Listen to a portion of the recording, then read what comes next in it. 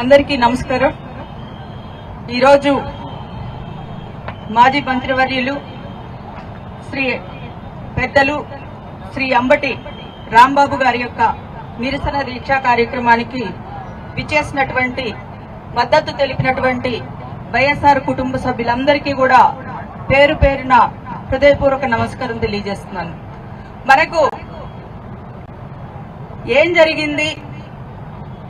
కలియుగ దైవం శ్రీ వెంకటేశ్వర స్వామి యొక్క లడ్డూలో కల్తీ జరిగిందనేటువంటి ఒక అపవాదును వైఎస్ఆర్సీపీ ప్రభుత్వం మీద తోసి మరి అందులో ఏమీ లేదని తెలియజేసే విధంగా మరి దేవాలయానికి వెళ్లి పూజలు చేసే కార్యక్రమానికి వెళ్తున్నటువంటి రాంబాబు గారి మీద దౌర్జన్యం చేసి ఆయన ఏదో నెప్పిలో ఒక చిన్న మాట అనుకున్న దానికి వెంటనే సారీ చెప్పినా గాని ఆ రోజు రాత్రి చేసినటువంటి విధ్వంసాన్ని ఎవ్వరు కూడా మర్చిపోలేరు.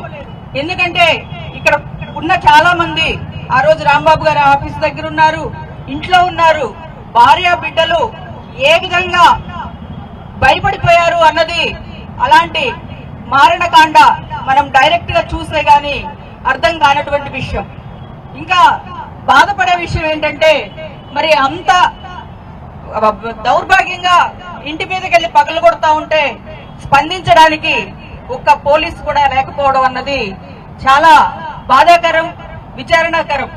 ఇలాంటి దౌర్జన్యాలకు మద్దతిస్తున్నటువంటి మీరు ఏ విధంగా పాలిస్తున్నారు అన్నది రాష్ట్ర ప్రజలందరూ గమనిస్తూ ఉన్నారు. చిన్న పిల్లల్ని కూడా పొల్యూట్ చేసే విధంగా ఈరోజు లడ్డూలో కల్తీ నెయ్యి కలిసిందా లేదా అని 7th క్లాస్ లో ఒక క్వశ్చన్ ఇచ్చారంట. అంటే ఏం చెప్పాలనుకుంటున్నారు మీరు ప్రజలకి? మీరు వచ్చింది 2 ఏళ్ళు దాటిపోతుంది. మరి మీరేం చేశారు? మీరు ఎలా చెప్పారు? ఏం చేస్తున్నారు? దాడులు, కేసులు, మరి రాంబాబు గారి గృహం మీద, జోగి రమేష్ గారి గృహం మీద చేసినటువంటి మారణకాండ ఎప్పుడు కూడా ఎక్కడ జరగలేదు. ఇలాంటి వాటికి తావివ్వనటువంటి నేత మన ముఖ్యమంత్రి వైఎస్ జగన్మోహన్ రెడ్డి గారు. ఆ రోజు ఏమైతే ఆయన నిజాయితీగా ఉన్నారో, కులాలకు, మతాలకి, రాజకీయాలకి అతీతంగా పేద ప్రజలకు మంచి చేస్తే ఈ రోజు రెడ్ బుక్ రాజ్యాంగాన్ని పెట్టుకుని అందరినీ వేధించే కార్యక్రమం చేసి మరి అంత దౌర్భాగ్యంగా వాళ్ళ ఇంటి మీద పడి భార్య బిడ్డల్ని ఇళ్లు పగలగొట్టినా గాని మరి ఎవరూ కూడా స్పందించినటువంటి పరిస్థితి. ఆయన్నే తీసుకువెళ్లి 18 రోజుల పాటు రాజమండ్రి జైల్లో పెట్టి మరి తర్వాత ఆ కస్టడీలో పెట్టినటువంటి టార్చర్ ఏదైతే ఉందో దాని మీద మరి ఇంతవరకు ఒక్కళ్ళ మీద కూడా చర్యలు తీసుకోలేదని మరి ఆయన పొద్దున 6 గంటల నుండి కూడా నిరసన దీక్ష చేపట్టడం జరిగింది. నిజంగా ఇలాంటి పరిస్థితి రావడం రాష్ట్రానికి నిజంగా దురదృష్టకరం. ఒక్కటైతే చెప్తా, జగన్మోహన్ రెడ్డి గారు పేరు అంటేనే ఒక వైబ్రేషన్, అది జనాల్లో నుండి ఎవ్వరు కూడా తప్పించలేరు.